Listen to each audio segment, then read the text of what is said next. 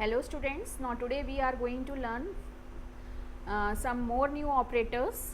Okay, we were discussing about the operators, what are the operators which helps us to perform any operations, and there are 6 types of operators: arithmetic, relational, identity, logical, bitwise and membership. तो मैंने आपको कल भी बताया था, yesterday I have told you about arithmetic operators which work on mathematical operations and it has 3 sub categories: unary, binary and assignment operator. ठीक है, आज हम डिस्कस करेंगे relational, identity, logical. Bitwise operators को हम डिस्कस नहीं करेंगे बिकॉज ये वर्क करते हैं बाइनरी नंबर्स पे। ठीक है, अगर हमें बाइनरी नंबर्स को कंपेयर करना है तो वहाँ पे हम कंपेयर करेंगे। एंड ऑपरेटर का यूज़ तब होता है कि जब मैं आपको एक बार एग्जांपल्स करके दिखा दूंगी। बाइनरी नंबर्स आपको पता है क्या होते हैं, 0 एंड 1। तो जब हम 0 और 1 को कंपेयर करते हैं तो वहाँ पे बिटवाइज ऑपरेटर्स का यूज़ होता है, इसीलिए इसको बिटवाइज बोला गया है। Membership operators works on list and tuples data type. तो ये list and tuples data type में जो मेंबरशिप ऑपरेटर्स यूज़ होते हैं वो हम तभी डिस्कस करेंगे when we learn list and tuples. तो हम बेसिकली जो डिस्कस करने वाले हैं वो यही ऑपरेटर्स करेंगे: relational, identity and logical. Arithmetical we have already done. Okay, तो रिलेशनल ऑपरेटर्स क्या होते हैं? Relational operators are the operators which help us to discuss, help us to compare numbers. ठीक है, जैसे इसके लिए मैं आपको, जैसे मेरे को 5 को कंपेयर करना है, 5 इज़ ग्रेटर देन 9, तो इसका आंसर फॉल्स आएगा। जब भी हम रिलेशनल ऑपरेटर्स का यूज़ करते हैं तो हम कंपैरेटिव रिलेशनल ऑपरेटर्स यूज़ करते हैं। ठीक है, जिसमें 2 नंबर्स का यूज़ होता है, less than, greater than, is equal to, not equal to, इन सब का यूज़ होता है। Less than is equal to और greater than is equal to, तो इस तरह से हम यूज़ करेंगे। ठीक है, अब अगर आपने लिखा तो इसका आंसर हमेशा आपको बुलियन में मिलेगा, ट्रू और फॉल्स। ठीक है, 8 इज़ लेस देन 9। अब इसका आंसर क्या आएगा? ग्रेटर देन 9, ट्रू है। ठीक है, अब अगर मैंने लिखा 8 इज़ इक्वल टू 9, तो इसका आंसर क्या आएगा? फॉल्स। अब देखो, आपको माइंड में होगा कि मैम यहाँ पे इज इक्वल टू का साइन डबल क्यों लगाया है? ठीक है, वो इसलिए लगाया है कि कंप्यूटर में इज इक्वल टू का साइन हमेशा डबल में होता है। आप सिंगल टू, अगर आपने लिखा 5 इज इक्वल टू 9 तो ये रॉन्ग है, सिंटेक्स एरर आ गया। ठीक है, क्योंकि सिंगल इज इक्वल टू का मतलब है असाइनमेंट ऑपरेटर। 5 की वैल्यू हम 9, जैसे मैंने लिखा x इज इक्वल टू 9। ठीक है, ये इसको असाइन कर रहा है। x की वैल्यू क्या है? 9 है। मैथ्स में क्या होता है? दोनों का काम करता है, is equal to assignment operator का भी काम करता है और कंपैरेटिव ऑपरेटर का भी काम करता है। लेकिन कंप्यूटर्स में थोड़ा डिफरेंट है। अगर आप सिंगल इज इक्वल टू लगाते हो तो उसमें वो उसको एज अ असाइनमेंट ऑपरेटर लगेगा, और कंपैरिजन अगर आपको करना है, if you going to compare, तो वहाँ पे आप यूज़ करोगे डबल इज इक्वल टू का, अदर वो रॉन्ग हो जाएगा। अगर आपने लिखा 4 इज इक्वल टू 4 तो ये हमेशा रॉन्ग आपको देगा, क्योंकि ये लॉजिकल रिलेशनल ऑपरेटर नहीं है। रिलेशनल ऑपरेटर क्या है? दिस। ठीक है, तो 4 जो है 4 के इक्वल है। उसके बाद अब अगर मुझे सपोज़ किसी की एज, अब मैं क्या, अब आपको लेस देन और ग्रेटर देन इक्वल टू बताती हूँ। कई बार क्या होता है, जैसे मैंने लिखा a इज़ इक्वल टू 90। अब मुझे कंपेयर करना है, मैंने लिखा a इज़ ग्रेटर देन और इज़ इक्वल टू 90। तो अगर a की वैल्यू 90 या उससे बड़ी है तो उसका आंसर क्या आएगा? ट्रू में। ठीक है, अब आपके माइंड में होगा कि मैम आपने दोनों क्यों लगाए? दोनों इसलिए लगाए क्योंकि मैं 90 को भी इंक्लूड करना चाहती हूँ। अगर मैं a इज़ ग्रेटर देन 90 लिखती तो वो 90 को छोड़ देगा, इसका मतलब है कि वो 90 से बड़े वाले नंबर्स को लेगा, पर मुझे तो 90 को भी इंक्लूड करना है, तो इसीलिए मैंने इज़ इक्वल टू लगाई। अब देखो, अगर मैं यहाँ a इज़ इक्वल टू 90 लिख दूँ तो इसका आंसर फॉल्स आएगा, तो इसने इसका मतलब 90 को छोड़ दिया, बट मुझे तो 90 को भी कंपेयर करना है ना। आई वॉन्ट टू कंपेयर कि a की वैल्यू 90 या 90 से बड़ी है, तो वो 90 को भी इंक्लूड करेगा। और एक बात ध्यान रखना, जब भी हम लेस देन ग्रेटर देन के साथ इक्वल टू का साइन यूज़ करते हैं तो लेस देन और ग्रेटर देन का साइन हमेशा पहले आएगा, बाद में नहीं। अगर आपने बाद में लिखा, जैसे अगर हम, कई बच्चे क्या करते हैं, वो इस तरह से लिख देते हैं, सिंटेक्स एरर आ जाएगी। तो ये बहुत इंपॉर्टेंट चीज़ है जो आपको ध्यान रखनी है। ठीक है, तो और उसके बाद ये सारे ऑपरेटर्स हो गए। अब है एक नॉट इज़ इक्वल टू, जैसे मैंने लिखा a is equal to 90 and b is equal to 89, और फिर मैंने लिखा a is not equal to b, a b के बराबर नहीं है, ट्रू है, तो a b के बराबर नहीं है। ठीक है, तो जब हमें कंपेयर नॉट इक्वल टू, तो इसका भी आंसर ट्रू और फॉल्स आएगा। नॉट इक्वल टू का साइन कैसे लगता है, एक्सक्लेमेटरी, उसके साथ इज इक्वल टू। ठीक है, तो a b के बराबर नहीं, इट्स ट्रू, इसमें कोई आपको डाउट नहीं है। ठीक है, अब दूसरा जो ऑपरेटर है आइडेंटिटी ऑपरेटर। आइडेंटिटी का मतलब होता है कि जब हम वेरिएबल्स की वैल्यू, जैसे मैंने लिखा a इज़ इक्वल टू 90, अब जो 90 है वो कंप्यूटर की मेमोरी में जाके कहीं ना कहीं स्टोर हो जाएगा। ठीक है, अब वो जहाँ भी स्टोर होगा तो उसको एक एड्रेस मिल जाएगा, तो वो उसके एड्रेस को चेक करता है। कैसे, let me show you. Identity को हम आईडी भी कहते हैं। जब मैंने म्यूटेबल और इम्यूटेबल के बारे में बताया था तो मैंने आपको बताया था व्हाट इज़ आईडी। जैसे मैंने लिखा a is equal to 90, b is equal to 89। ठीक है, अब मैं अगर a की आईडी को चेक करती हूँ, ये आ रही है। अब मैंने अगर v की आईडी को चेक किया तो अलग आएगी क्योंकि वैल्यूज़ अलग हैं। बट अगर मैं c इज़ इक्वल टू 90 और g इज़ इक्वल टू 90 देंगे और अब मैं आईडी देखूंगी c की, तो ये देखो सेम वैल्यू आ रही है। अब आपके माइंड में होगा मैम हमने तो a की वैल्यू 90 दी थी, तो c की वैल्यू 90 की सेम आईडी कैसे आ रही है, सेम मेमोरी लोकेशन कैसे आ रही है। एक्चुअली में ये वेरिएबल्स की लोकेशन नहीं होती है, ये किसकी लोकेशन होती है, वैल्यूज़ की। यानी कि अब मैंने जो 90 वैल्यू दी है, ये वैल्यू की जो लोकेशन है वो ये है। चाहे आप 90 की भी लिख कर देख लो, आपको यही मिलेगी। ठीक है, तो आइडेंटिटी ऑपरेटर का काम क्या होता है, ये पता लगाना कि वो उस आइडेंटिटी के बराबर है कि नहीं। अब यहाँ पे देखो a की वैल्यू भी 90 है और c की वैल्यू भी 90 है, इसका मतलब दोनों की आईडी क्या है, सेम है। तो अब हम कैसे चेक करेंगे दोनों की आईडी सेम है, मैं यहाँ पे लिखूँगी a इज़ c, तो इसका आंसर ट्रू आ गया ना, क्योंकि दोनों की आईडी क्या है, सेम है। मेमोरी लोकेशन जहाँ पे ये स्टोर हुआ है 90, वो सेम जगह पे है। ठीक है, तो मैंने आपको बताया था जो इंटीजर्स होते हैं, फ्लोट्स होते हैं, ये सब इम्यूटेबल होते हैं। वैल्यू चेंज अगर हम करते हैं तो वो दूसरी जगह जाके स्टोर हो जाते हैं। ठीक है, सेम मेमोरी लोकेशन पे नहीं होते। अब जैसे मैंने a की वैल्यू 90 दी, c की वैल्यू 90 दी, तो 90 की वैल्यू जो मेमोरी लोकेशन है वो फिक्स हो गई है। ठीक है, तो इसीलिए हम कहते हैं इंटीजर इज़ इम्यूटेबल। और अगर आप वैल्यू, अगर अब मैं a इज़ इक्वल टू 89 लिख दूँ, ठीक है, अब आईडी हम a की चेक करेंगे, ये देखो अलग आ रही है ना, तो इसका मतलब जो इंटीजर्स होते हैं वो इम्यूटेबल होते हैं, क्योंकि 90 की वैल्यू, 90 जो है वैल्यू है उसकी लोकेशन फिक्स हो गई है।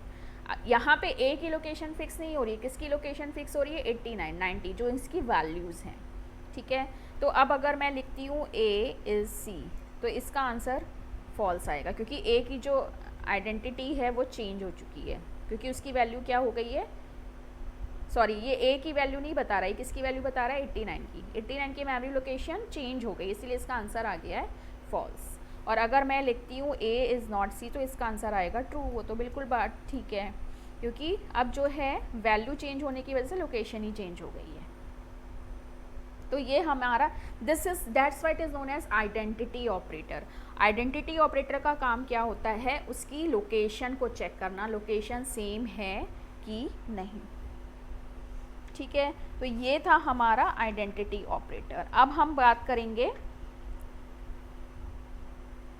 लॉजिकल ऑपरेटर्स की। लॉजिकल ऑपरेटर्स क्या होते हैं, लॉजिकल ऑपरेटर्स वो ऑपरेटर्स होते हैं जो हमारे को मल्टीपल कंपैरिजन करने में हेल्प करते हैं। जब मल्टीपल रिलेशंस होती हैं तो उस केस में हम यूज़ करते हैं लॉजिकल ऑपरेटर्स का। ठीक है, तो उसमें 3 होते हैं, एंड और नॉट। तो अब देखते हैं हम कैसे मल्टीपल ऑपरेटर्स का यूज़ करते हैं। जैसे मैंने एक लिखा 6 इज़ ग्रेटर दैन 4, पहले हम और का डिस्कशन करेंगे। फिर मैंने लिखा 9 इज इक्वल टू 10। इसका आंसर ट्रू आएगा।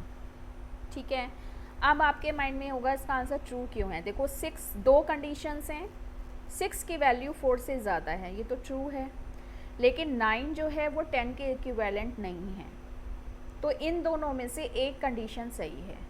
अगर हम और ऑपरेटर का यूज़ करते हैं, और का मतलब आपको भी पता है एनी वन, ठीक है, या तो फर्स्ट या सेकंड, इन दोनों में से अगर एक भी कंडीशन ट्रू होगी तो उसका आंसर क्या आएगा, ट्रू।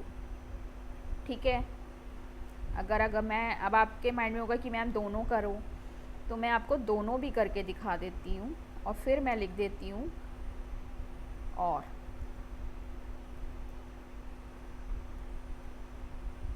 तो इसका आंसर फॉल्स में आएगा। ठीक है, क्योंकि दोनों ही कंडीशन क्या हैं, फॉल्स हैं। इसमें मैंने उल्टा कर दिया है, 6 जो है मैंने 4 से बड़ा कर दिया और 9 तो वैसे 10 के बराबर नहीं है। तो इस केस में आंसर फॉल्स इसलिए आया क्योंकि दोनों ही कंडीशन फॉल्स हो गई। लेकिन अगर एक भी कंडीशन ट्रू है तो उसका आंसर क्या आएगा, एंड ट्रू। अब मैं दूसरी कंडीशन लगाती हूँ जिसमें मैं 34 इज़ ग्रेटर दैन 23 एंड मैंने 4 इज़ इक्वल टू 9 कर दिया। अब इसका आंसर फॉल्स क्यों आया। एंड का मतलब क्या होता है, दोनों, और first also and second also. अगर दोनों में से एक कंडीशन भी गलत है तो उसका आंसर आएगा फॉल्स। ये आपको ध्यान रखना है। एंड का मतलब है जब तक दोनों कंडीशन सही नहीं होंगी उसका आंसर हमेशा क्या आएगा, फॉल्स। ठीक है, अगर मैंने 34 इज़ ग्रेटर दैन 23 किया एंड तो इसका आंसर क्या आएगा, ट्रू। ठीक है, क्योंकि अब दोनों कंडीशन क्या हैं, ट्रू हैं। समझ में आया। तो और का मतलब any one if is true तो answer will be true, otherwise false. और एंड का मतलब है दोनों कंडीशन या तो फॉल्स होंगी या फिर ट्रू होंगी। ठीक है, एंड का मतलब दोनों कंडीशन जब तक ट्रू नहीं होंगी तो आंसर आपका फॉल्स ही आएगा। तो ये सारा बुलियन में ही फॉर्म में ही आंसर देगा। अब हम यूज़ करेंगे नॉट ऑपरेटर। ठीक है, जो नॉट ऑपरेटर होता है वो सिंगल ऑपरेशन पे वर्क करता है। रिमेंबर, इसमें हम मल्टीपल ऑपरेशंस का यूज़ नहीं करते हैं। It works on single operator. कैसे,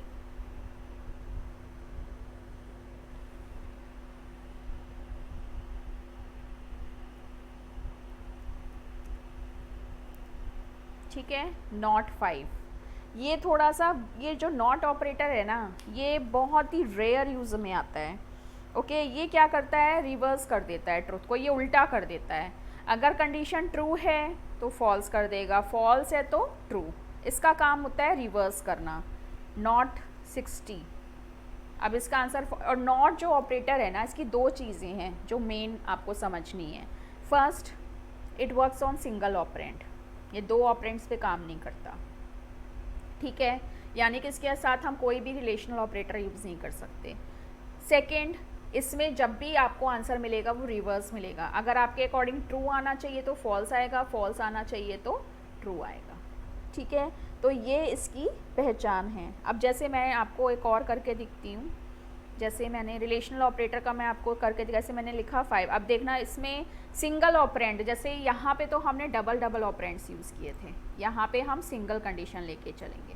ठीक है, रिलेशन ऑपरेटर के साथ जैसे मैंने लिखा 5 इज़ ग्रेटर दैन 2, तो इसका आंसर ट्रू आना चाहिए, बट क्या आएगा, सॉरी,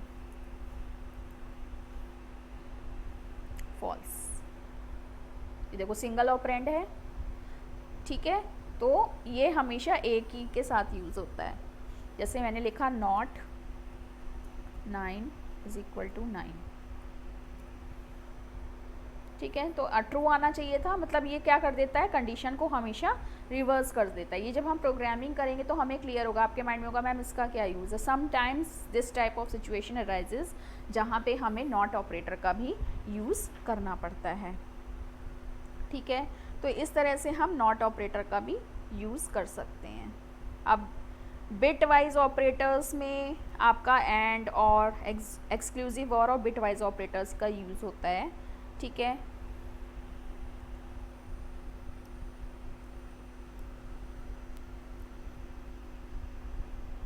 ठीक है, 0 एंड 1।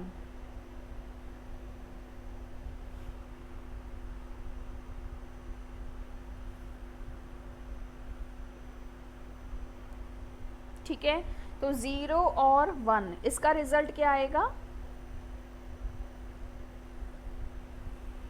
0। अगर मैं 1 लिखूं और फिर एंड,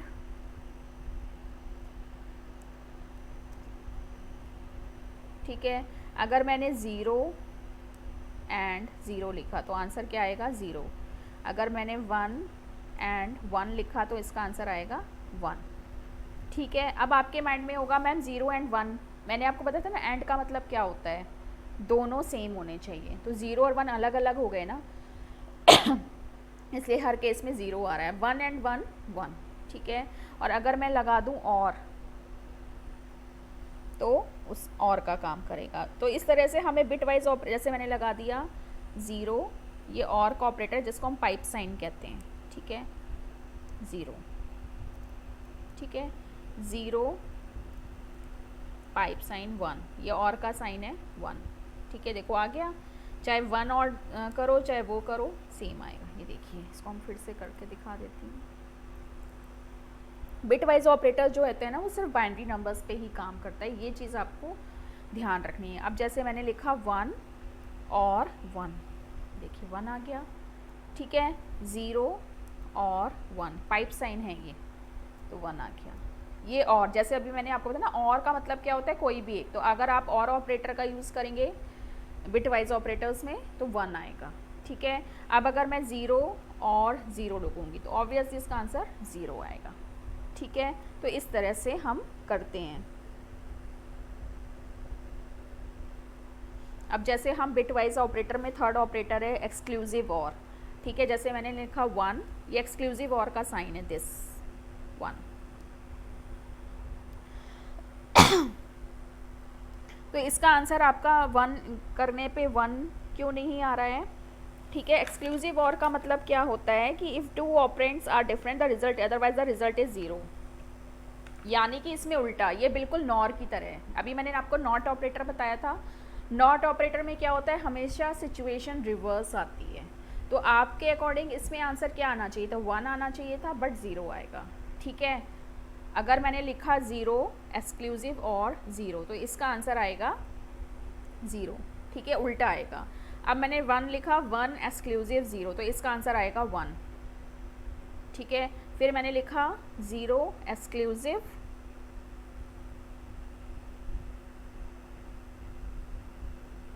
1 तो आंसर 1, यानी कि दोनों बिट में से अगर एक भी 1 है तो आंसर 1 आएगा, और लेकिन अगर दोनों 0 या 1 है तो आंसर 0 आएगा। तो ये उल्टा कर देता है। एक्सक्लूसिव और का काम होता है सिचुएशन को रिवर्स कर देना, ठीक है। तो इस तरह से ये होता है।